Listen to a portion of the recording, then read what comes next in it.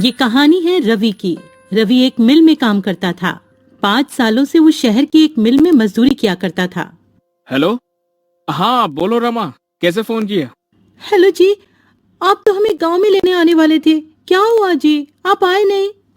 रमा, अभी ठंड बहुत हो रही है और मेरे पास तुम्हें गांव से शहर लाने के लिए अभी पैसे भी नहीं है। तुम कुछ दिन और रुक जाओ वहाँ। क्या कहा आपने?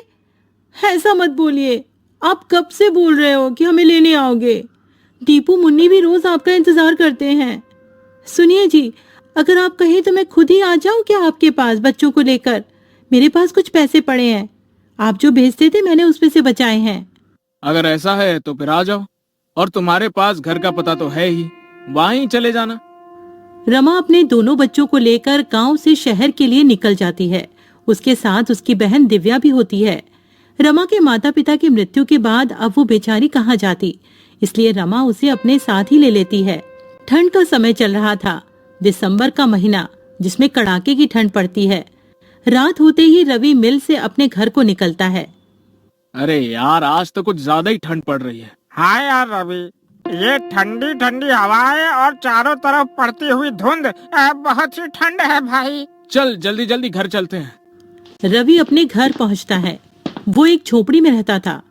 रवि अपने बच्चों को देखकर बहुत खुश हो जाता है। वहीं वो अपनी साली दिव्या को भी देखता है।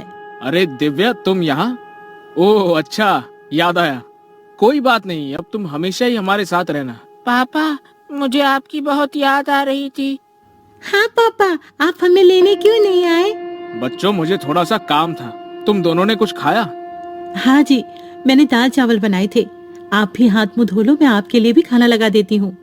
खाना पीना खाने के बाद सभी लोग फर्श पर सो जाते हैं। यहाँ रवि के पास बस एक ही कंबल होता है। अब पांचों लोग नींद में उस कंबल को अपनी अपनी तरफ खींचते हैं। एक तरफ रमा और रवि लेटे हुए थे, दूसरी तरफ दोनों बच्चे और दिव्या लेटी हुई थी। रमा को ठंड लग रही होती है तो वो सारा कंबल अपनी ओर खींच लेती है।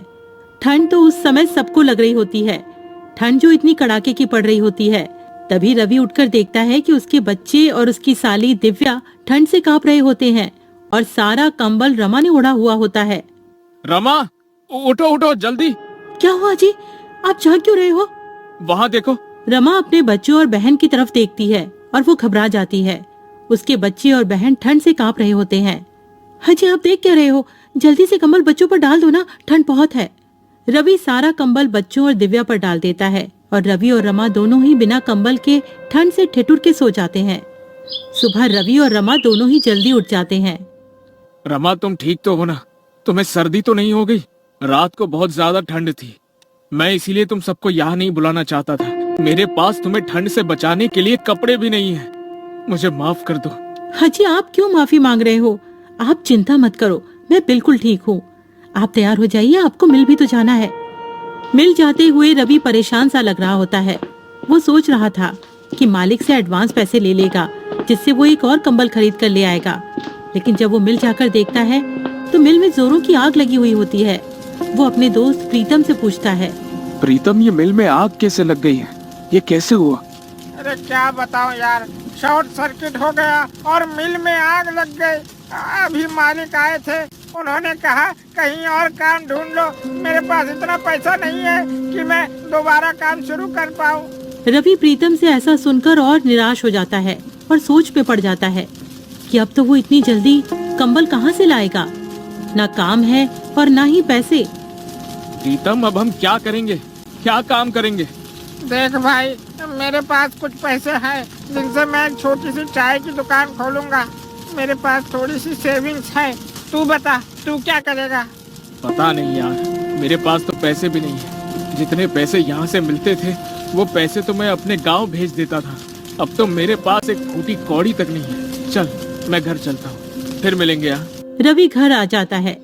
उसे देखकर रमा समझ जाती है कि कुछ तो बात हुई है। रमा अभी तो कुछ नहीं कहती है।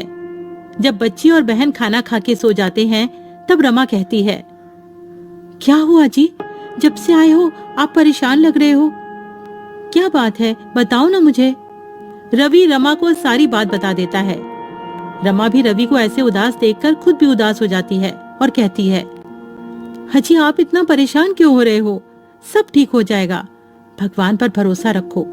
मेरे पास कुछ पैसे बचे हैं, उनसे आप थोड़ी सी रुई और कपड़ा ला देना। मैं उससे एक रजाई बना लूंगी। उसके बाद आप काम ढूंढने चले जाना।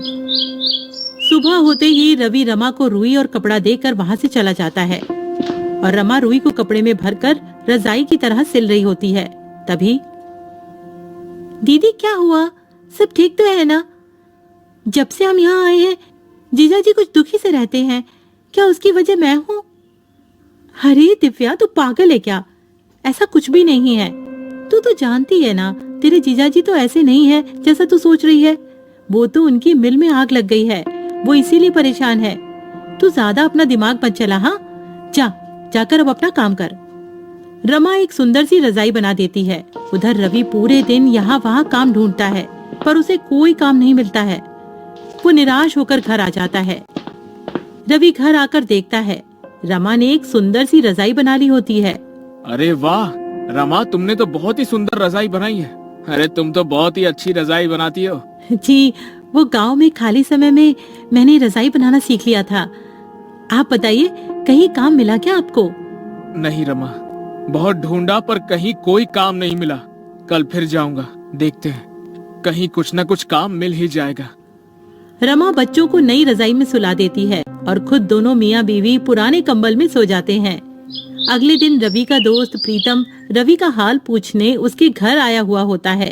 तभी, अरे वाह रवि, ये रजाई तो बहुत अच्छी है, कहाँ से लाए हो? अरे प्रीतम, मैं ये कहीं से लाया नहीं हूँ। ये रजाई तो तेरी भाभी ने बनाई है। क्या कह रहे हो? ये रजाई भाभी ने बनाई है?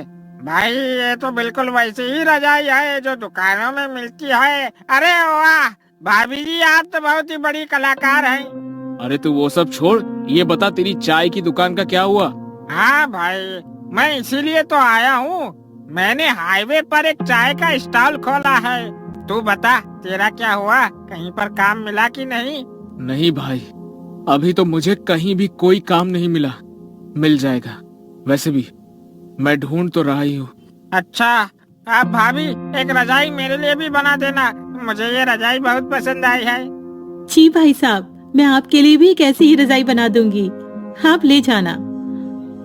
अच्छा रवि, तुम एक काम क्यों नहीं करते हो? क्यों ना तुम रजाई बेचना शुरू कर दो।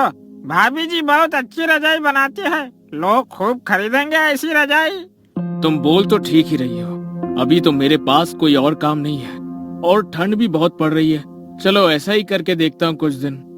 पर प्रीतम, मैं ये रजाई बेचूंगा कहाँ?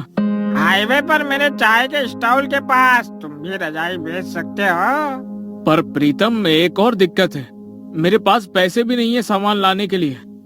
अरे तुम चिंता मत करो, ये लो पैसे, इनसे तुम सामान ले आना है। ठीक है, फिर मैं आज ही रजाई बनाने का सामान ले आता हूँ। क्यों रमा, ठीक है ना? आप जैसा भी कहो, मैं तो आपके साथ कोई भी काम करने को तैयार रहती हूँ। रवि और प्रीतम दोनों चले जाते हैं। रवि बहुत सारी रुई और कपड़ा घर ले आता है। उसके बाद रमा रजाई बनाने का काम शुरू कर देती है। रवि के साथ साथ रमा की बहन दिव्या भी उसकी मदद कर रही होती है और बच्चे भी रजाई में रुई भरने में लगे हुए होते हैं। 2 से 3 दिन में सबने मिलकर 10 रजाइयां बना ली होती हैं और रवि सारी रजाइयां लेकर हाईवे पर प्रीतम के बगल में ही बेचने लगता है और देखते ही देखते उसकी रजाइयां बिकने लगती हैं।